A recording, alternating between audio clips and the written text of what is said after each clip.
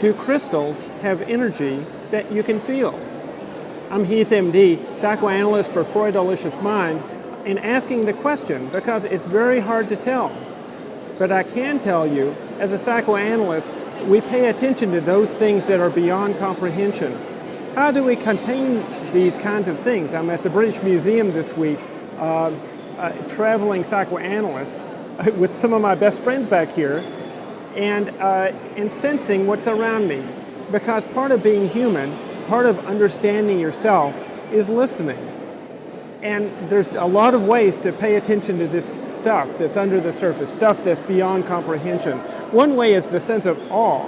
When we're in the presence of something bigger than ourselves, something bigger than we can comprehend, we often have this sense of awe, an awe that resonates with a long distant past, maybe beyond our own lifetime.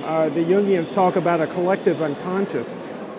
The Jungians also talk about a religious term called the numinous. And this numinosity, there's all kinds of people here, it's very crowded. I'm at the British Museum, like I said. Numinosity represents something larger than ourselves. The Freudians don't really have a term for this. We can talk about cathexis, or the internal energy that is beyond comprehension. But there's something more. And we, as humans, have a hard time understanding this, hard time putting words to this.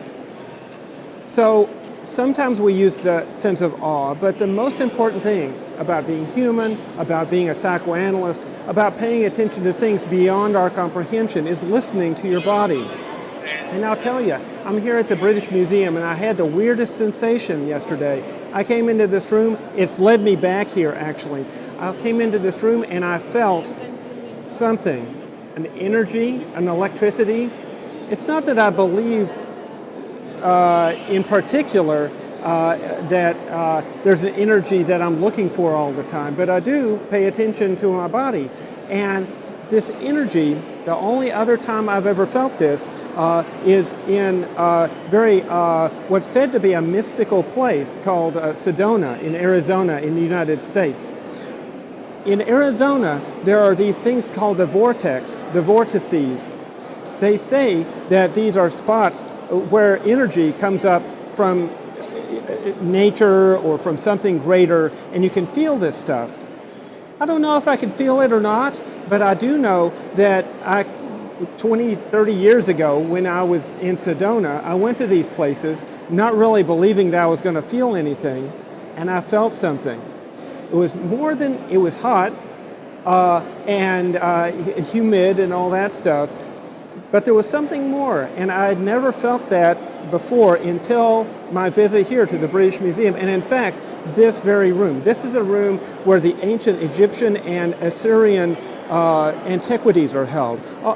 Many of these things are from hundreds of years BC. These are from archaeologic digs. This is sort of a treasure of the British culture. I believe that there's something about, maybe I sensed my own awe beyond comprehension, but I know awe. That's something else that I feel. No, this is something more.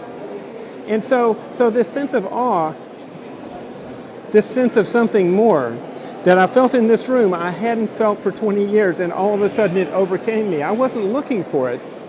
And that's the way we have to listen for the unconscious. Look at that. It's an amazing place here. How did they even get these things here, much less find them, retrieve them? So what am I sensing?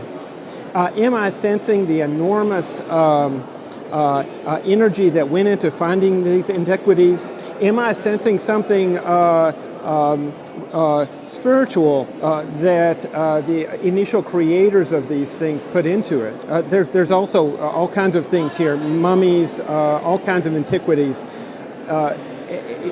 Literally, people put themselves into building these, into building the pyramids, into building these magnificent sculptures.